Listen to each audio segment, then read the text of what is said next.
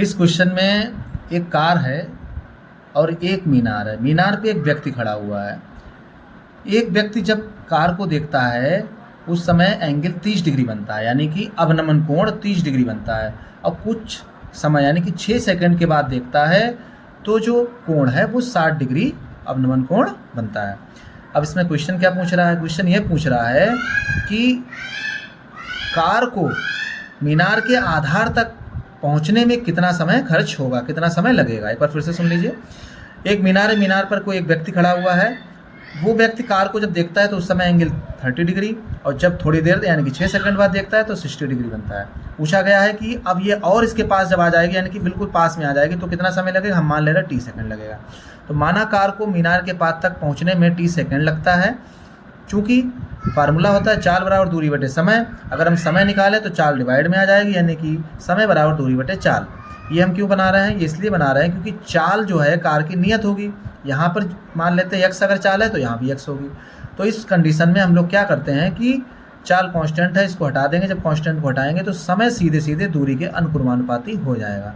यानी कि जो समय है इसको हम दूरी की फॉर्म में जिस तरीके से आधार लंब बटे आधार में यूज कर सकते हैं।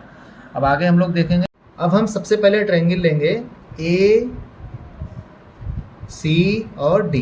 तो ट्रायंगल ए सी डी में ए सी डी में यहाँ पर हमारा वही फार्मूला tan 30 डिग्री यहाँ से बन रहा है। तो ये आपका हमने एच मान रखी है जो हाइट, तो लंब में एच आ जाएगा और आधार में 6 plus T, 6 plus T. tan 30 degree का मान क्या होता है? 1/√3। और इस तरीके से हम लोग यहाँ से इसके आगे सॉल्व करते हुए ले आएंगे, क्रॉस मल्टीप्लाई कराएंगे तो ये हो जाएगा 6 प्लस टी, इधर हो जाएगा h√3। इसको इक्वेशन फर्स्ट मान लेंगे, ठीक है। तो जैसा कि हम पहले ए डी सी ले चुके थे, अब हम लोग लेंगे बी सी डी। तो बी डी सी लेंगे तो इसमें हमारा जो है ट्रायंगल,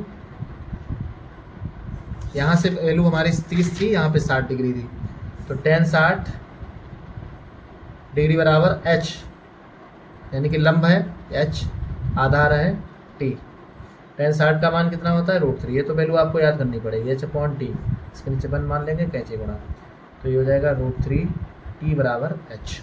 अब यहाँ से h की वैल्यू हमारे पास निकल के आ गई है √3 t। जैसा कि फ्रॉम इक्वेशन फर्स्ट में हम लोगों ने वैल्यू बना के रखी हुई है 6 प्लस टी बराबर h√3। अब इस वैल्यू को उठा के हम कहाँ रख देंगे? समीकरण 1 में। तो समीकरण 1 में मान रखने पर रख दीजिए। क्या दे रखा था? 6 plus T is equal to h√3। h का मान कितना है? √3t। तो यहाँ जब √3t रखेंगे आके, और एक √3 और भी साथ में है, तो √3 मल्टीप्लाई √3 3 हो जाता है, 6 प्लस टी। अब यहाँ पर t उसके पास चले जाएगा 3t के पास, तो ये हो जाएगा माइनस का t। 3t से एक t चला गया 2t, 2 3 जा 6, यानी कि t बराबर 3। यानी कि कितना समय लगा है? 3 सेकेंड लगा है। यानी कि जब यहाँ पर कार थी ए पॉइंट पर तब उस समय 6 सेकेंड लगा था, लेकिन जब बी से डी तक पहुँचती है तो इसको 3 सेकेंड का ही समय लगता है। फिर से समझ लीजिए, यहाँ पर हमने हाइट इसकी एच मान ली थी और इसका जो समय था वो हमने टी मान लिया था। अब इसका समय दूरी के सापेक्ष ही बना लेंगे। क्यों? क्योंकि यहाँ पर जो हमारी चाल है वो नियत रहेगी। चाल नियत है क्योंकि यहाँ पर बुक में डिफाइन नहीं किया गया, इसलिए चाल नियत होगी। यहाँ पे जो चाल होगी वहाँ पर भी रहेगी। तो चाल जब नियत है तब वहाँ पर दूरी सीधे सीधे डायरेक्टली प्रोपोर्शनल हो जाता है समय के। यानी कि जैसे कि हम लोग ट्रायंगल लेते थे तो आधार, लंब और आधार को, हाइट और इसकी जो बेस होती थी उसको यूज करते थे, तो समय को भी चूँकि प्रोपोर्शनल है एज ए दूरी की तरह इसको भी यूज कर लेंगे। ऐसे यहाँ पर भी इसको यूज कर लेंगे। कुछ नहीं है, 2 ट्रायंगल यहाँ पर आपके बन जाएंगे।